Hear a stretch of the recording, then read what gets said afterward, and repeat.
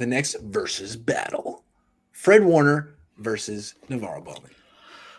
Man, this is so tough, Grant. This is the toughest one out of all of them.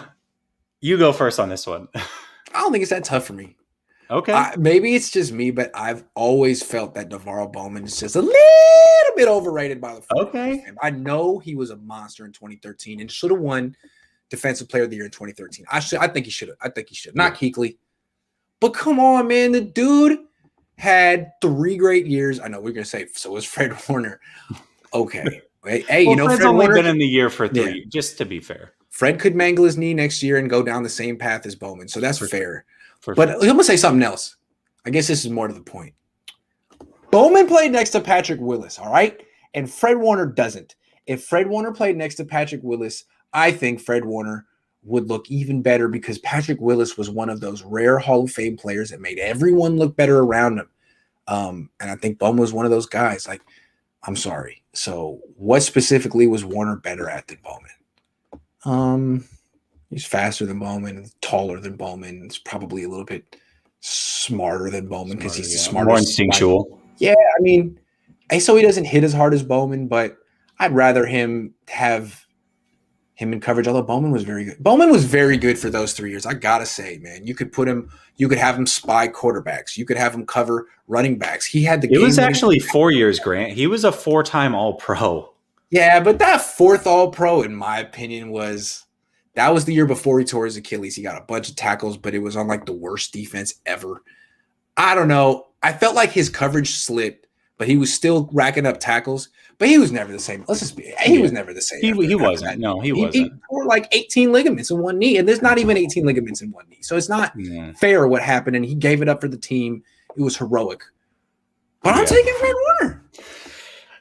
Okay. Well, then, since it's so tough for me, I'm going to take the other side. It is a versus battle. Yes. All right. Someone's got to do his side. Yeah, there you go. Yeah. All right. So from 11 to 13, Bowman had 436 tackles to Warner's 367 through his 3 years. Okay.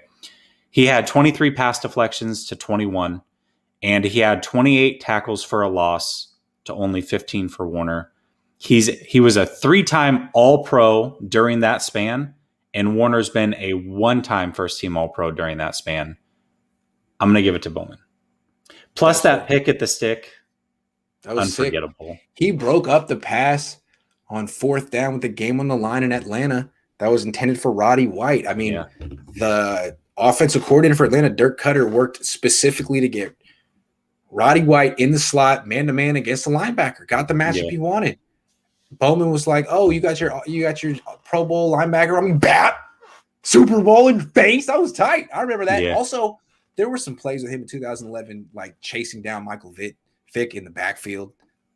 Pretty good. I mean, he was really good. Someone was mad at me that I said Bowman's 4th Pro Bowl was, dude, it was totally reputation. He racked up a bunch of tackles, but his coverage that year was terrible. I'm sorry. It was just his coverage before the ACL tear was impeccable, though. Impeccable. It was.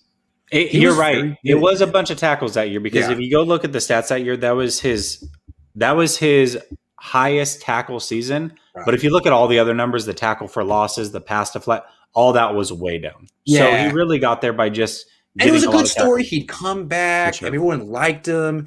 And he was like, let's give him that. But I'm sorry.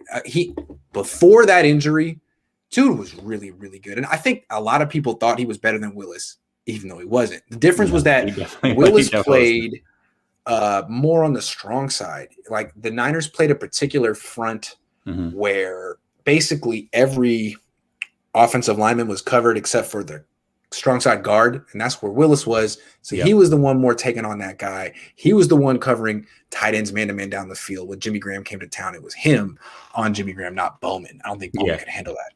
Yeah. I don't think you're probably right. Warner could. You're probably right. Warner could. You think so? Do you think that's actually a good question. Do you think if Fred Warner was in that defense instead of Willis that he would have actually been able to handle that? I don't know if he would have been able to get clean the way that you think he would. I would like to have Willis in coverage on the tight end and have Warner in coverage on the tight end because he's 6'3", and I just like Willis going sideline to sideline. Yeah. That Because if you saw, like, when Willis was young, he was more of like the weak side inside linebacker, and Takeo Spikes was the guy taking on blocks, and Willis had like 180 tackles a year. Yeah. And then later on, he moved over there and made life easy for Bowman, who ended up usually leading the team in tackles because he was in that spot. Yeah, that's absolutely. Yeah, where you're playing directly behind. That's what I'm saying is like, before we move on, Bowman played directly. He played next to Willis. He played directly behind Justin Smith. Yes, he did. So you couldn't block him. You're right. You understand? You couldn't block him. But if you wanted to block Willis, he wasn't playing behind anyone. You're right. Right? Like you got a 5 technique outside the tackle, you got a 1 technique. There's no guard can just get him. You're right. You're absolutely right. No, you definitely. You're making a very good point. It's a very good point, and it's a tough one. It really is a tough one. Both great players. I hate to come on here and be like, Bowman's overrated. It was like he was great. He was great. You're just saying pump the brakes. It's a versus battle. Right, and this has always been my argument.